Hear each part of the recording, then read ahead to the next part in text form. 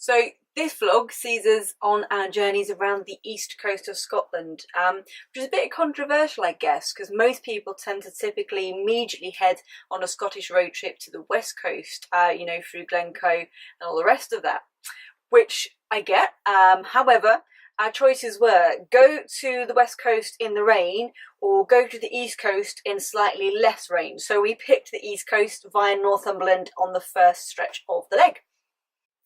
So we thought we'd mix it up a little bit and show you some different angles of the van. I had intended fully to do some talking at the spots where we have been exploring, but the midges in Scotland have had a full-blown love affair with my blood and my skin, and frankly, much as I would want to be creative, I'm not prepared to sit outside and do it lest I actually get eaten alive.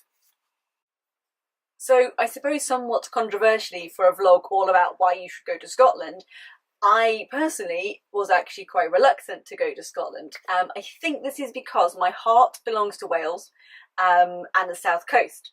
And my wife has spent the last 3 years going up to Scotland and sending me pictures of, look, I'm on a mountain in the rain, look, I'm on a mountain in the snow, look, I'm on a mountain and I can't see anything because of the fog and the mist, which hasn't made me think, yay, I want to go to Scotland.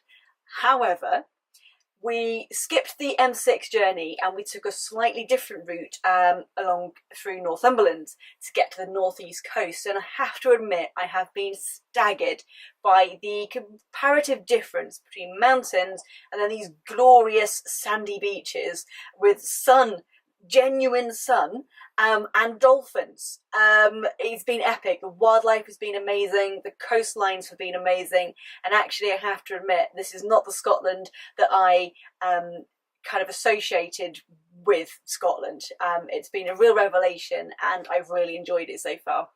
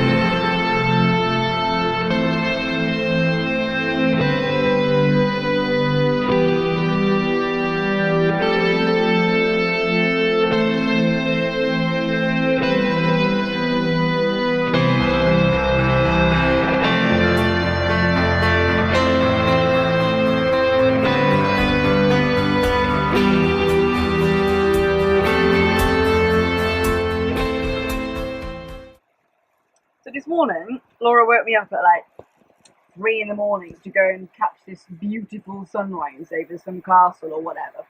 I was pretty grumpy, I will admit. We went back to bed and we drove to this little beach spot and we parked up.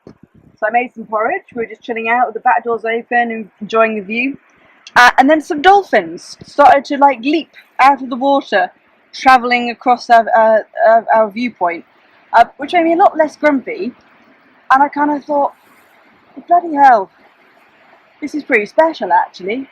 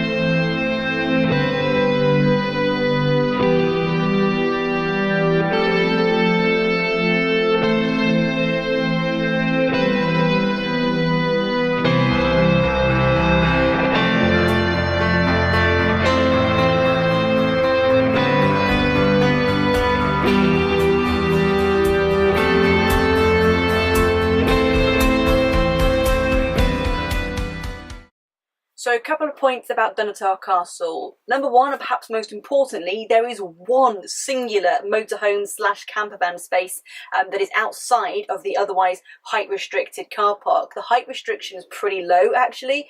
We did see some transporters in there, but you know, I don't think anything else is going to squeeze underneath. So either get there super early so you can nab the space, or you're going to have to park in Stonehaven, which is the nearest village, and walk up, which if it's raining, which it will be because it's Scotland, won't be that pleasant. One of the benefits though of staying in Stonehaven is that there are a couple of town centre free park-ups that you can use overnight. The benefit of those is that you have got public toilets that shut at 8 p.m. You can refill your water, which is great, and it's actually only a relatively short walk back up the hill to the castle where you can fly your drone, because crucially, if you are planning on doing that, you cannot fly drones during the opening hours of the castle, so you're going to have to get up there super early or sunset, which does actually make for some pretty epic shots. So pretty close to Dunnottar Castle is the RSPB Reserve, which is touted as a great place to go and do some puffin spotting, which sounds idyllic. However, when you get there, you realise that actually this might pose more of a challenge than you initially realised. The reason for this is because the reserve is home to probably about 1 million birds. They are everywhere. They're in the air, they're on the cliffs, they're flying at your face. And in and amongst these 10 million birds, you have got to spot one singular puffin. It's like a Where's Wally of bird watching. It's quite hard. However, if you can stick it out, and it's actually quite hard to stick it out because the god-awful stench is just horrendous, you probably actually will spot a few puffins, which is really cool because they're so cute. Actually a lot smaller than I anticipated, but you know, the park up is free so long as you can parallel park, which wasn't a problem when we went, but I can imagine in the summer it would be both stinkier and perhaps busier. But definitely somewhere to go, I think, you know, whether it's wet, sunny or whatever, that's really, really cool. I've never seen anything quite like it, heard anything quite like it, definitely never smelt anything quite like it.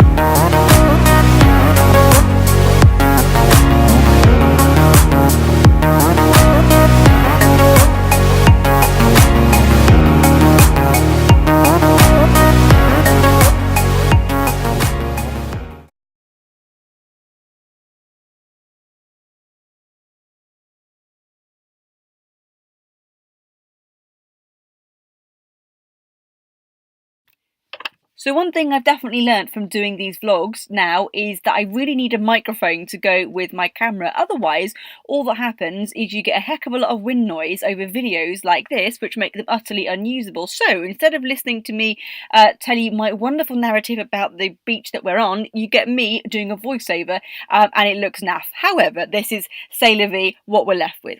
What I'm telling you is that the beach is called Burr Head, that it is full of World War II bunkers, which are really cool. I'm telling you that 5 minutes ago there was some sun. I was genuinely in a t-shirt. Other things I'm telling you are that there are no height barriers on the car park, that it costs over £1.50 to park, that you can fill your camper van up with water from the tap there, that there is definitely absolutely categorically no wild camping whatsoever, and there's a £50 fine if you disobey this, but it's a really cool little place to visit.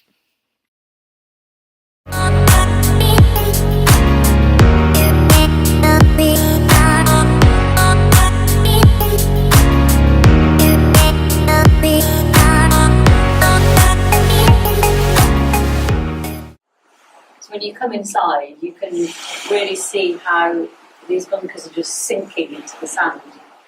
And I should think eventually in maybe hundreds, I don't know, thousands of years, these will just be below the sand.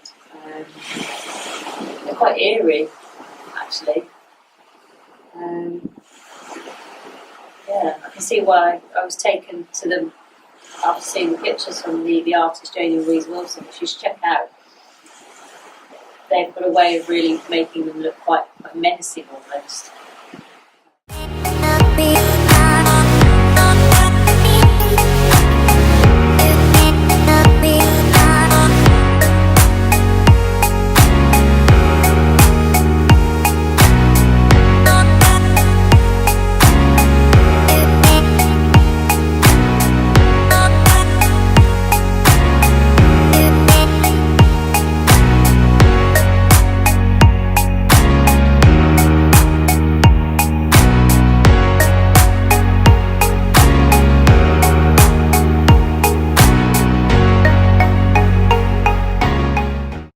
Of course, one of the main reasons that people want to go around Scotland in a camper van is because of the fact that you bloody midges! So reasons that you might want to go to the east coast of Scotland are: one, it rains an awful lot less than on the west coast. I don't know why this is, I'm not Michael Fish, but it does. Two, there are some beautiful, beautiful coastline scenery. It's just absolutely epic. Three, the wildlife that you will see on these coastlines is great, and actually something that you might not always necessarily associate with like the traditional Scottish wildlife. You know, you're unlikely to see a Highland cow on the beach, but you know, you will see puffins and dolphins. Four, there is some brilliant climbing and bouldering if that's your thing. And five, you miss out the M6, which is reason enough to be fair. Plus I would recommend definitely stopping in Northumberland. I would not want to miss it again. Reasons that you might not want to go to the east coast of Scotland are if you want to go to do some Munro bagging. You're not going to find so many of them on the east coast. In fact, the scenery is not really that you'd associate with like traditional Scotland, you know? There's not so many mountains or Highland cattle roaming free. The scenery and the driving is, I have to admit, a little boring. So you know you have to travel a lot to get between different places. And maybe you like rain, in which case, by today and the rest of this week's standards, definitely head west. So I hope you enjoyed part one of our Scotland road trip vlog. Part two is going to be about the west coast of Scotland, where we currently are. And I promise is going to feature a lot more mountains. Don't forget to follow us on Instagram as well. You will find a lot of images of what the real side of van life looks like, which is sometimes a bit of a contrast between these other beautiful drone images that are on here.